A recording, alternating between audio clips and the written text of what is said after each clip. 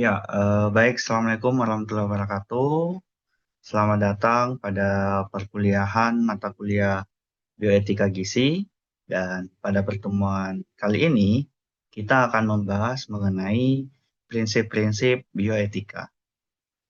Jadi, seperti yang kita ketahui dalam praktik pelayanan gizi, seorang tenaga gizi ataupun ahli gizi tidak hanya dituntut untuk memiliki pengetahuan ilmiah dan keterampilan teknis tentunya. Kita juga memahami bagaimana mengambil keputusan yang tepat secara etis ketika berhadapan dengan pasien ataupun klien ataupun keluarga dan masyarakat. Dan seringkali keputusan yang secara ilmiah terlihat benar belum tentu mudah diterapkan. Ya, kita dapat menghadapi situasi ketika pasien menolak rekomendasi atau ketika suatu intervensi memiliki manfaat tetapi juga risiko, atau ketika sumber daya yang tersedia terbatas. Oleh karena itu, pemahaman terhadap prinsip-prinsip bioetika sangat penting sebagai dasar dalam mengambil keputusan yang profesional dan juga yang bertanggung jawab ataupun tetap menghormati hak-hak individu. Jadi, pada pertemuan ini ada 3 tujuan pembelajaran utama. Yang pertama adalah mahasiswa diharapkan mampu menjelaskan 4 prinsip utama bioetika. Jadi ada 4 prinsip, teman-teman. Ada autonomi, ada beneficient, ada non maleficence, dan justice. Yang kedua, mahasiswa mampu mengidentifikasi bagaimana prinsip-prinsip tersebut diterapkan dalam praktik gizi dan kesehatan tentunya. Dan yang terakhir, yang ketiga adalah mahasiswa diharapkan mampu menerapkan prinsip bioetika dalam menyusun solusi terhadap kasus nyata di bidang gizi. Jadi tujuan kita bukan hanya menghafal atau definisi dari prinsip bioetika, yang lebih penting adalah bagaimana teman-teman memahami prinsip, ya, dan kita gunakan dalam sebuah pelayanan, atau kita gunakan aplikasikan dalam menghadapi masalah yang nyata dalam pelayanan gizi itu sendiri. Ya, sebagai pendahuluan, ya, sebelum kita membahas keempat prinsip utama tadi, kita kembali lagi, ya, kita eh, pahami terlebih dahulu apa sih yang dimaksud dengan bioetika, ya. Kalau di sini kita bisa menyampaikan bahwa bioetika merupakan cabang etika yang mana membahas eh, berbagai masalah moral, ya, di bidang kesehatan dan juga di kehidupan. Secara sederhana, ya, bioetika ini membantu kita menjawab pertanyaan apa yang sebaiknya dilakukan ketika kita menghadapi suatu persoalan yang memiliki pertimbangan moral. Dalam pelayanan kesehatan, ya, tidak semua keputusan itu dapat dibuat hanya berdasarkan misalnya hasil pemeriksaan atau bukti ilmiah, tetapi kita juga perlu mempertimbangkan hak pasien, manfaat tindakan yang kita lakukan, ataupun resiko yang mungkin terjadi, dan tentunya aspek keadilan. Lalu, mengapa bioetika ini penting kita pelajari dalam bidang gizi? Ya, tentunya jawabannya adalah karena sebagai seorang ahli gizi atau tenaga gizi, pastinya kita berhadapan langsung dengan individu, dengan pasien, ataupun keluarga pasien, dan juga masyarakat. Dan setiap rekomendasi gizi yang kita berikan, itu dapat mempengaruhi kesehatan ataupun kualitas hidup, bahkan akan mempengaruhi hak-hak pasien itu sendiri. Contohnya adalah, di sini ketika seorang pasien menolak mengikuti diet tertentu, apakah kita boleh memaksanya? Nah, atau ketika kita memiliki sumber daya yang terbatas, bagaimana menentukan siapa yang perlu mendapatkan pelayanan terlebih dahulu? Nah, pertanyaan-pertanyaan seperti inilah yang menunjukkan kenapa pentingnya bioetika dalam sebuah praktik kegizian atau dalam pelayanan gizi. Jadi seperti itu, kenapa kita perlu membahas bioetika? Karena ini merupakan ilmu yang sangat penting dalam pelayanan gizi. Oke. Nah, dalam pembahasan ini, ya, kita akan menggunakan 4 prinsip utama bioetika. Ya, jadi ada 4 prinsip. Prinsip pertama adalah autonomi. Apa itu autonomi? Yaitu menghormati hak individu untuk membuat keputusan atas dirinya sendiri. Nah, prinsip yang kedua adalah beneficence, yaitu kewajiban untuk melakukan tindakan yang memberikan manfaat. Dan yang ketiga adalah non-maleficence, yaitu sebuah kewajiban untuk tidak menimbulkan kerugian ataupun bahaya.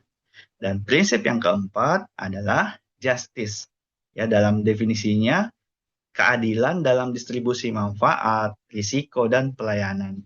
Keempat prinsip ini dapat digunakan sebagai kerangka berpikir kita dalam menghadapi dilema-dilema etis sehari-hari. Misalnya pada saat pasien menolak diet tertentu, di sini kita perlu mempertimbangkan yang namanya autonomi. Atau ketika kita ingin memberikan suplementasi, kita perlu mempertimbangkan manfaatnya, tetapi kita juga perlu mempertimbangkan risiko efek sampingnya. Ya, di sini kita menggunakan prinsip beneficient dan non-maleficient. Nah, sedangkan ketika kita membahas akses terhadap pangan sehat atau pelayanan gizi, prinsip justice menjadi sangat penting. Ya, jadi ini adalah prinsip-prinsip yang perlu kita pahami. Nah, kita cek satu persatu ya. Yang pertama autonomi. Autonomi menghargai pilihan pasien, yaitu menghormati pilihan pasien. Ya, jadi autonomi berarti menghargai hak setiap individu untuk membuat keputusan atas dirinya. Dalam pelayanan gizi, pasien tidak boleh diperlakukan hanya sebagai objek yang mengikuti semua instruksi tenaga gizi ya ataupun tenaga kesehatan.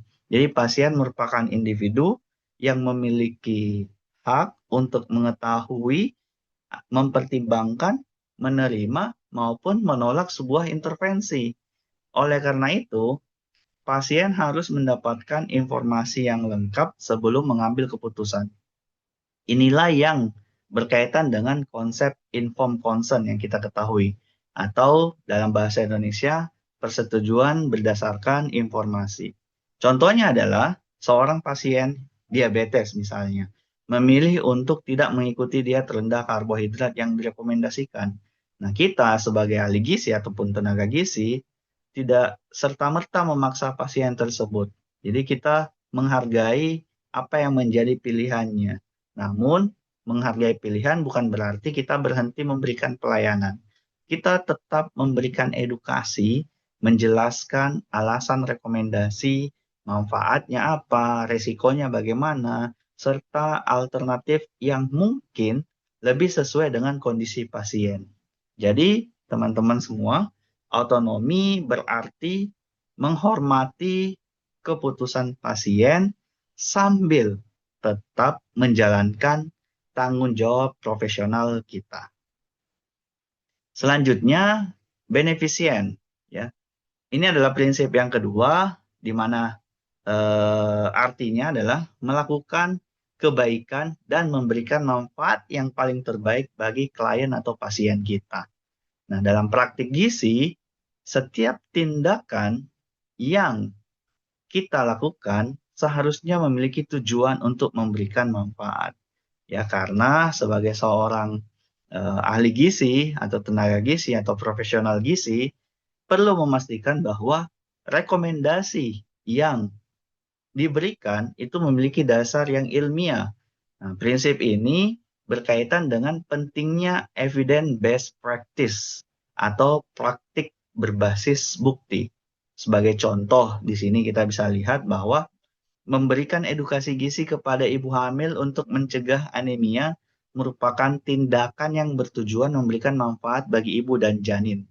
Contoh lainnya adalah menyusun diet terapi bagi pasien kanker Ya, diet yang diberikan bukan hanya bertujuan memenuhi kebutuhan zat gizi, tetapi juga diharapkan dapat membantu meningkatkan kualitas hidup pasien. Jadi, teman-teman semua, prinsip beneficient mengingatkan kita bahwa tindakan profesional harus benar-benar ditujukan untuk kepentingan pasien, bukan hanya berdasarkan kebiasaan atau asumsi pribadi. Selanjutnya, di sini ada prinsip yang ketiga. Nah, prinsip yang ketiga ini kita sebut non-malefficient, yaitu jangan merugikan.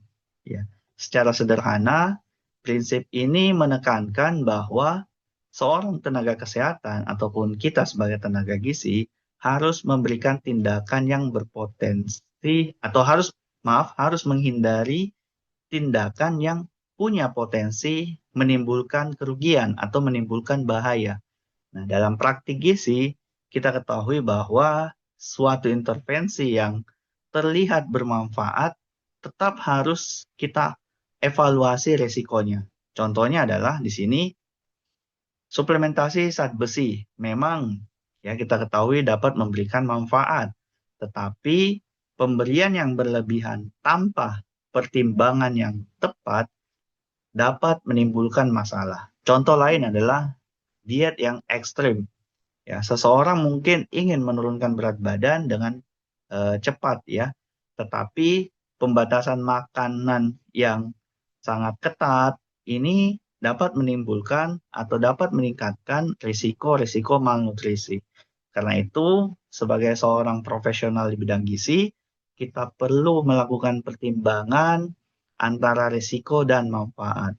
Pertanyaannya bukan hanya apakah tindakan ini bermanfaat, tetapi kita juga perlu tahu apakah tindakan yang kita lakukan ini aman. Jadi teman-teman semua, prinsip non-malefficience mengingatkan kita untuk tidak mengabaikan potensi bahaya dalam setiap keputusan profesional yang kita ambil. Nah, selanjutnya prinsip yang keempat, yaitu adalah justice. Ya, justice secara definisi artinya adalah keadilan. Nah, dalam bioetika, justice ini berkaitan dengan keadilan dalam distribusi manfaat dan risiko. Jadi, setiap individu pada dasarnya memiliki hak yang sama memperoleh pelayanan gizi dan kesehatan. Namun, dalam praktiknya, ya, terdapat kelompok-kelompok yang memiliki keterbatasan akses. Karena itu, keadilan tidak selalu berarti memberikan hal yang sama kepada semua orang, tetapi kita perlu mempertimbangkan kebutuhan dan kerentanan. Sebagai contoh di sini adalah program fortifikasi pangan yang ditujukan untuk memberikan manfaat kepada berbagai lapisan masyarakat. Contoh lainnya, bantuan pangan bergizi bagi keluarga miskin. Nah, dalam kondisi sumber daya yang terbatas, prinsip justice membantu kita mempertimbangkan bagaimana pelayanan sumber daya dapat diberikan secara adil, ya, terutama kepada kelompok yang paling membutuhkan. Nah, keempat prinsip yang tadi, ya, atau prinsip bioetika ini tidak selalu berdiri sendiri. Dalam banyak situasi, ya, prinsip-prinsip tersebut sebenarnya saling mendukung satu sama lain. Namun, pada kondisi tertentu, prinsip tersebut juga dapat saling berkonflik. Ya, contoh di sini ada yang pertama adalah konflik antara autonomi dan beneficient. Ya, seorang pasien mungkin menolak ya diet yang sebenarnya bermanfaat bagi kesehatan. Tapi di satu sisi kita ingin menghormati keputusan pasien sebagai bentuk autonomi. Ya, tapi di sisi lain kita ingin memberikan tindakan yang paling terbaik bagi pasien sebagai bentuk beneficient. Jadi itu adalah konflik di antara dua prinsip. Nah, contoh lainnya adalah konflik antara justice dan beneficient. Di sini seorang pasien mungkin membutuhkan pelayanan yang sangat optimal. Tetapi sumber daya yang tersedia terbatas sehingga tidak semua orang dapat memperoleh layanan dengan tingkat yang sama. Oleh karena itu, ya, dalam menghadapi dilema bioetika, kita perlu melakukan pertimbangan-pertimbangan yang seimbang dan juga transparan. Tidak selalu ada satu jawaban yang sempurna memang ya. Yang penting adalah kita mampu menjelaskan alasan dari keputusan yang diambil berdasarkan pertimbangan etis yang jelas. Jadi, teman-teman perlu ketahui bahwa ya interaksi antara prinsip-prinsip bioetika ini ya akan menimbulkan dilema etis. Nah, dilema etis inilah yang perlu kita perhatikan sehingga kita bisa mengambil keputusan yang paling tepat. Di sini ada contoh kasus ya. Sekarang kita masuk ke dalam sebuah kasus.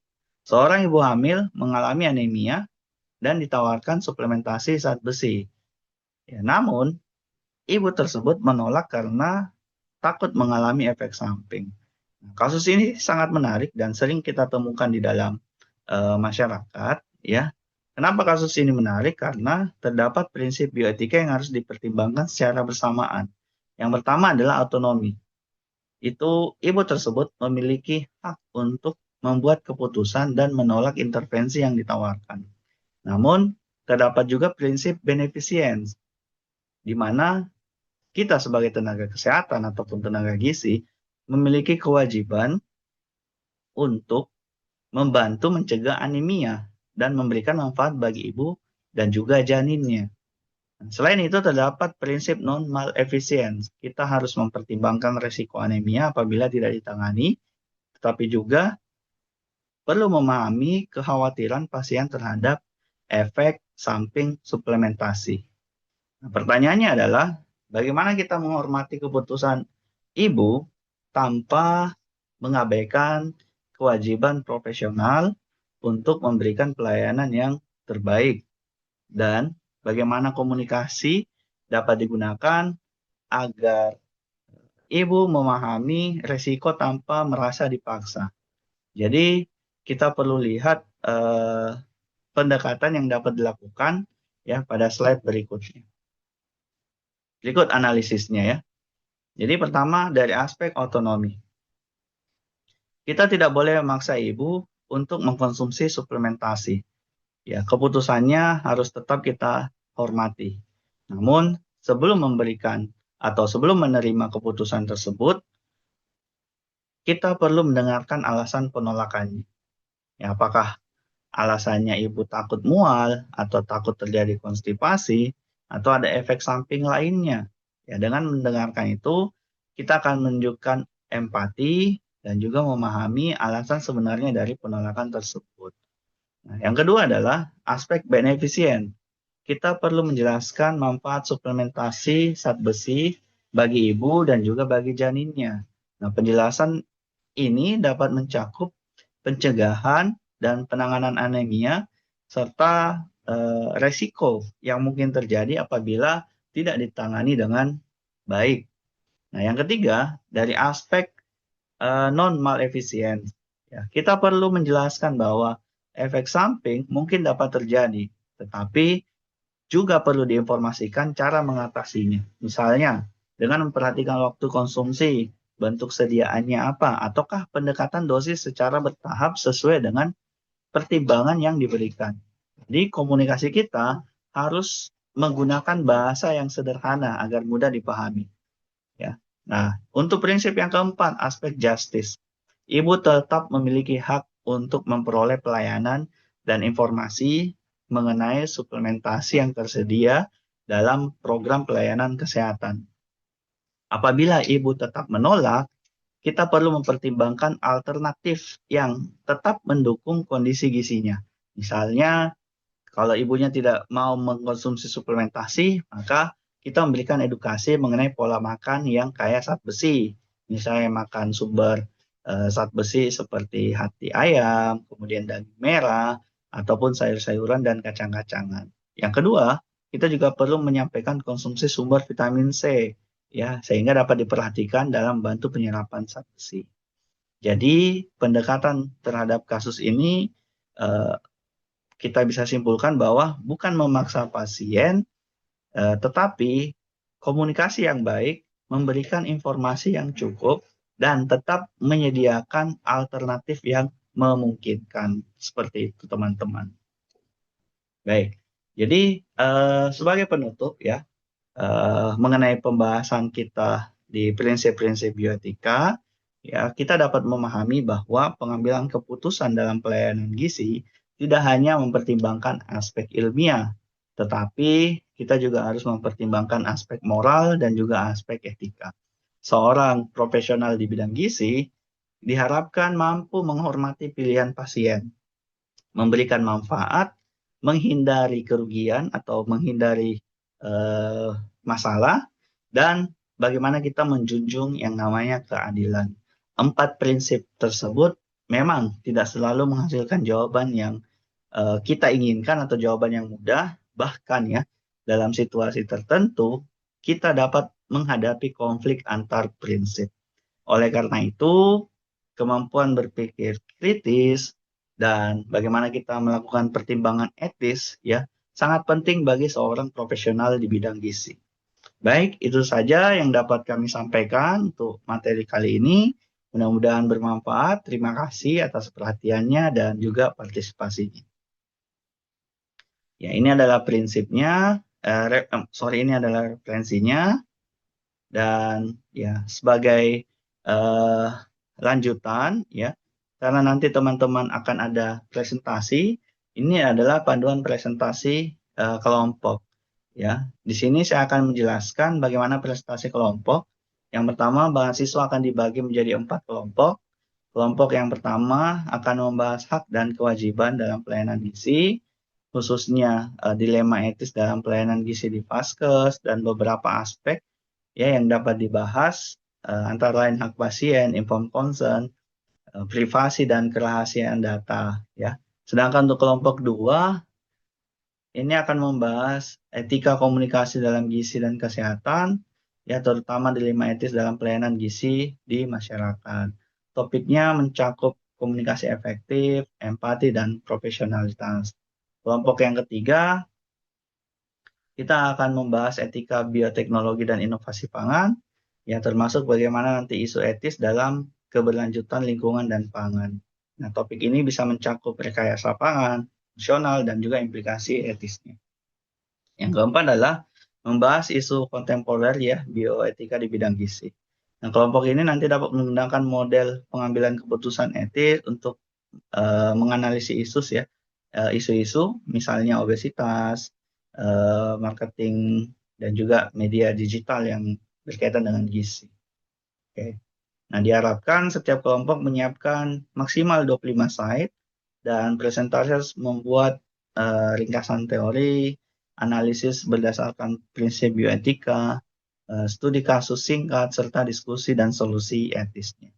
Dan waktu presentasi kurang lebih 75 menit ya, 50-75 menit, dan dilanjutkan dengan sesi tanya jawab. Sedangkan untuk output presentasinya ya ada file ya. Yang pertama itu dalam bentuk PPT ataupun PDF. Kemudian yang kedua ringkasannya sebanyak 1 halaman. Dan yang ketiga dibuat poster atau infografis terkait dengan topik yang dibahas. Adapun aspek penilaian ya dari sebenarnya ada beberapa komponen di sini. Mohon maaf karena terhapus. Ya nanti saya sampaikan di informasinya melalui grup WhatsApp. Oke. Kemudian nanti teman-teman akan membuat project. Ya sebenarnya informasi lebih detailnya nanti saya akan sampaikan juga di grup WhatsApp. Ini panduan project. Saya rasa itu saja teman-teman.